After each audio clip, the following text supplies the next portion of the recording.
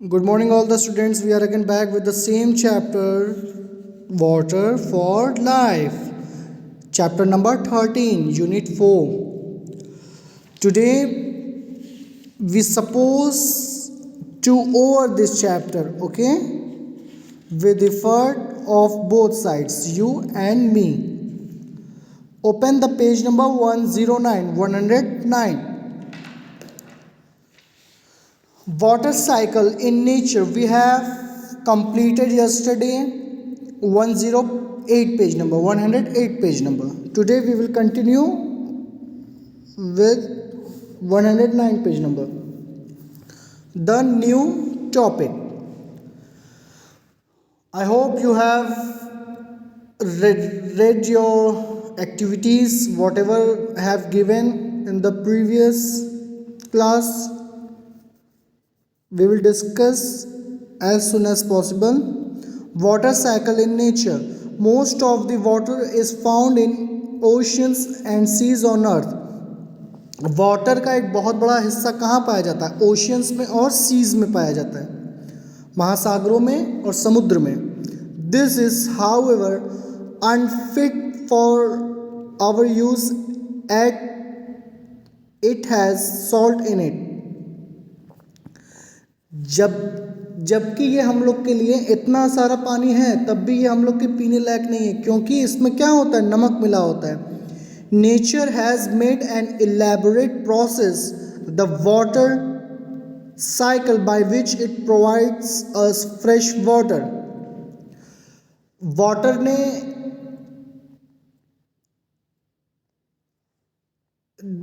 में जब नमक होगा तो जाहिर सी बात है कि हम लोग उसको नहीं पी सकेंगे. तो नेचर ने क्या किया है? Nature has made an elaborate process. Nature ने बहुत डिटेल्ड प्रोसेस बनाया है. नेचर कौन? God.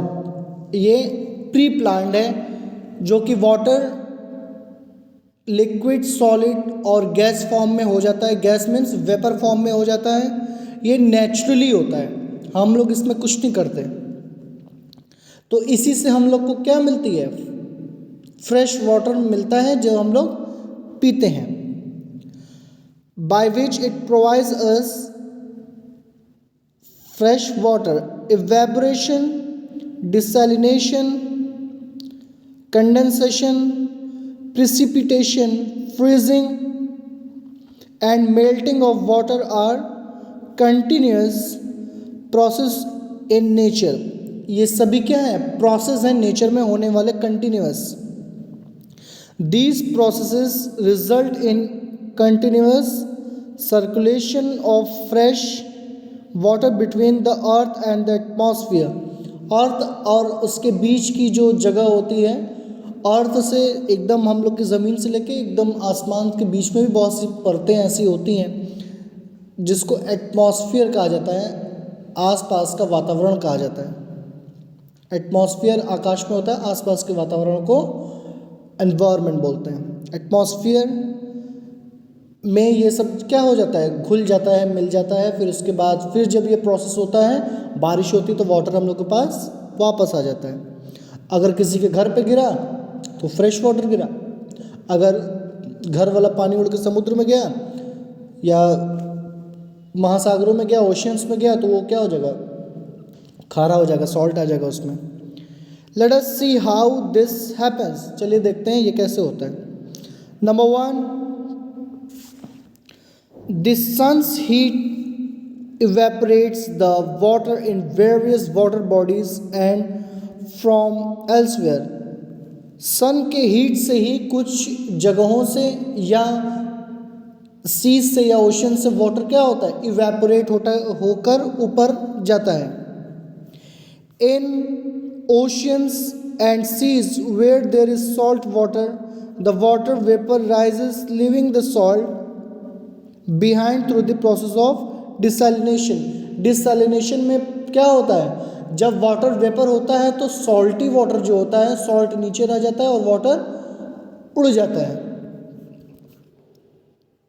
Number 2, the water vapour rises up into the air. Water vapour क्या होता है, rises up into the air, तब वो नमक नीचे छोड़ के पानी क्या हो जाता है, ऊपर उड़ जाता है, नमक तो उड़ेगा नहीं। Number 3, this all the given, what was number 1, number 1 ये कि यहाँ पे पानी ऐसे ऊपर जा रहा है। नंबर 2, फिर ये क्या है, बादल बन गया इसका। नंबर 3 में, नंबर 3 पढ़ते हैं, as the air cools on going higher up the water vapour condenses into teeny droplets of water to form clouds। जब वाटर ऊपर जाता है तो अगर कोल्ड है तो वो धीरे धीरे जमना शुरू होता है और क्या हो जाता है, क्लाउड में कन्वर्ट हो जाता है। नंबर 4 कहाँ है, नंबर 4 ये देखिए डार्क एकदम है जिसमें पानी एकदम भर गया है। थर्ड वाला भी खाली है। When clouds get heavy with lots of water droplets, fresh liquid water falls down as rain that helps in natural irrigation। Natural irrigation के लिए काम आता है। जैसे कोई पेड़, जंगल में ढेर सारे पेड़ होते हैं, अब उनको पानी कहाँ से मिलेगा, हम लोग तो दे नहीं सकते। अगर उसमें 1000s ऑफ ट्रीज़ हैं तो उसमें क्या होगा, बारिश होगी तभी उन लोग को मिलेगा। ऐसे किसानों को भी फ़ायदा होता है, फार्मर्स जो हम लोग के हैं उनको भी अगर बारिश हो जाती है तो क्या होता है, फ़ायदा होता है। अगर सॉल्टी वाटर हो गया तो वो तो ख़राब हो जाएगी पूरी फसल, उनकी क्रॉप्स क्या हो जाएंगी, ख़राब हो जाएंगे। लेकिन सॉल्टी वाटर नहीं होता है। क्या होता है, जो सॉल्टी वाटर होता है तो वाटर ऊपर चला जाता है और सॉल्ट नीचे रह जाता है। When the water droplets are coming down to the earth, they freeze to form flakes of ice that come down as snow। पानी तो ऊपर से गिरता है लेकिन नीचे आते आते वो क्या हो जाता है, स्नो हो जाता है। When the snow comes down on earth, it is called snowfall। अब जब स्नो अर्थ पे आता है तो स्नोफॉल हो जाता है। Number 5, where is number 5? Number 5 is here, this way। The snow that is found on mountains and on glaciers melts throughout the year and flows into streams and rivers, providing us with fresh water all the year around। ये देखिए snow यहाँ पे जम गया जाके, snow ढेर सारा, लेकिन यहाँ वाटर है। और यहाँ पे देखिए ये जो रास्ता बना हुआ है बर्फ़ के आने का, ये स्नो धीरे धीरे पिघल के क्या होती है, नीचे आती है, फिर इससे क्या होता है, फ्रेश वाटर आता है, जो कि ये एवरी ईयर मीन्स पूरे साल में हर एक दिन में बर्फ़ क्या होती है, पिघलती रहती है। Number 6, these rivers flow into seas and oceans again and these processes continue in nature. और ये प्रोसेस क्या होता है, कंटिन्यू रहता है, और बाकी का जो हिस्सा होता है वो समुद्र में और ओशियंस में जाके, ओशियंस और सीज में जाके क्या होता है, वो मिल जाता है। In this way the salt water of the ocean sees in continuous made fresh. और इस तरह से फ्रेश वाटर होता रहता है। And water circulates between water bodies on the earth and the atmosphere. Atmosphere में जितने भी तरह की चीज़ें हैं उनमें फ्रेश वाटर मिलता रहता है इस प्रोसेस से। ये प्रोसेस आपने देख लिया। This whole process by which water circulates in nature to provide fresh water continuously is called the water cycle. ये इस पूरे प्रोसेस को क्या कहते हैं, 6 प्रोसेस हैं। All the 6 process are called, और combining all the 6 process is called water cycle.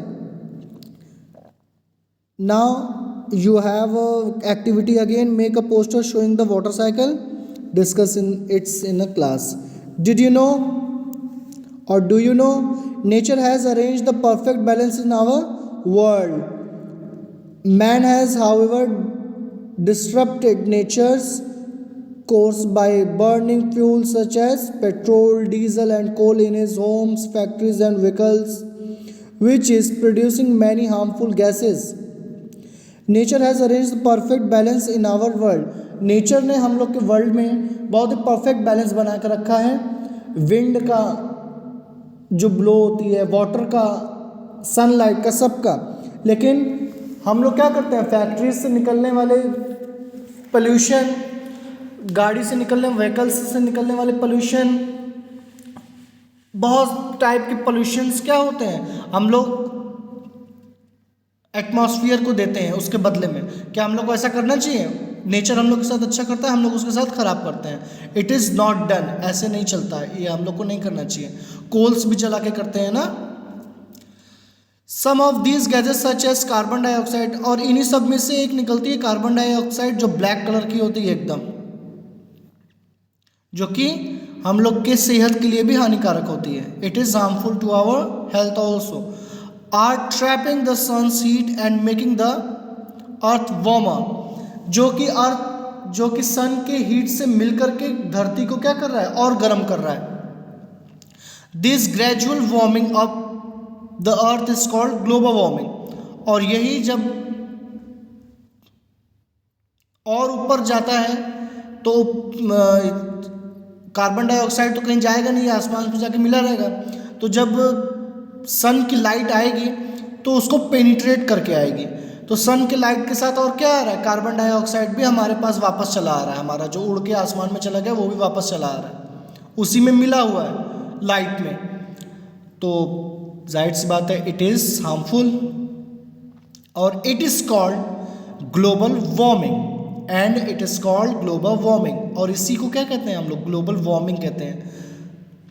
Due to global warming our glaciers which are the main source of many major Indian and world rivers are rapidly melting. यही कारण है कि global warming ही एक ऐसा कारण है जिसकी वजह से ग्लेशियर जो हम लोग के इंडिया और वर्ल्ड के बड़े बड़े नदियों में पानी होने के कारण है,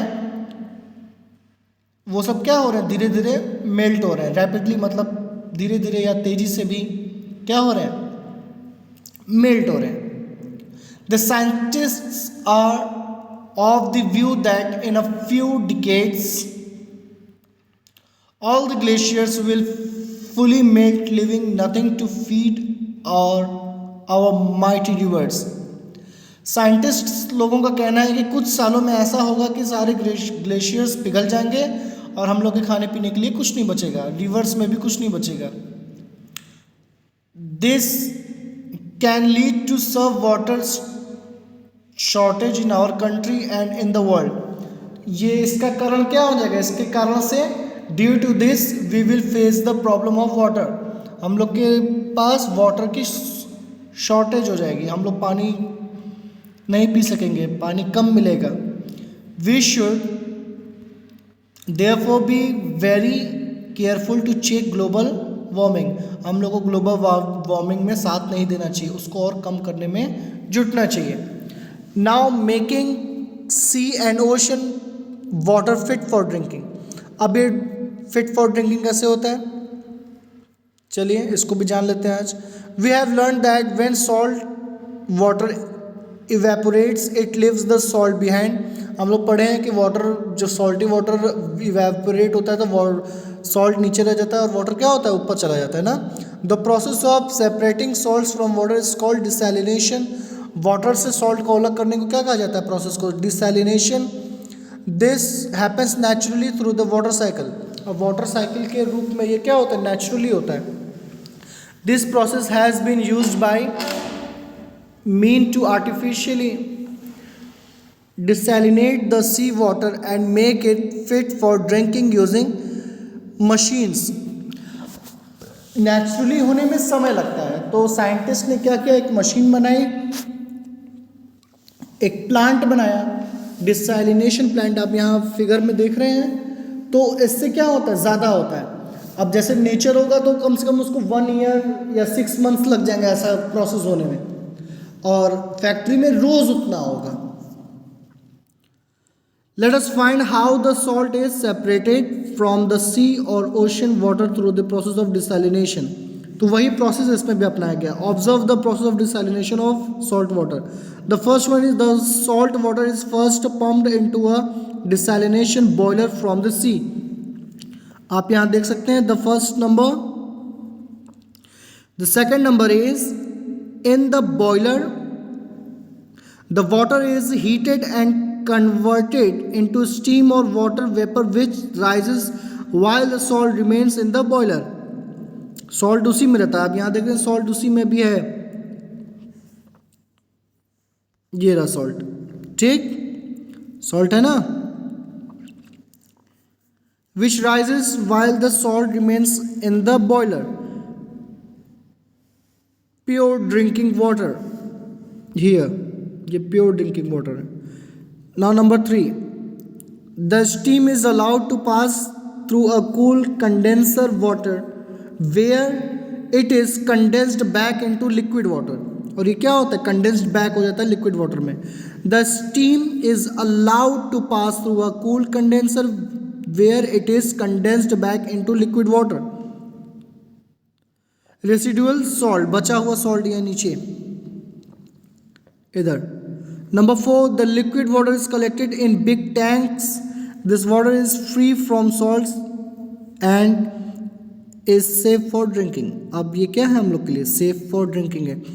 find out what other process are being used to purify the sea water. Sea water को प्योरीफाई करने का और क्या क्या तरीका है, आप लोग मुझे जब क्लास में आएंगे तो मुझे बताएंगे, ठीक है.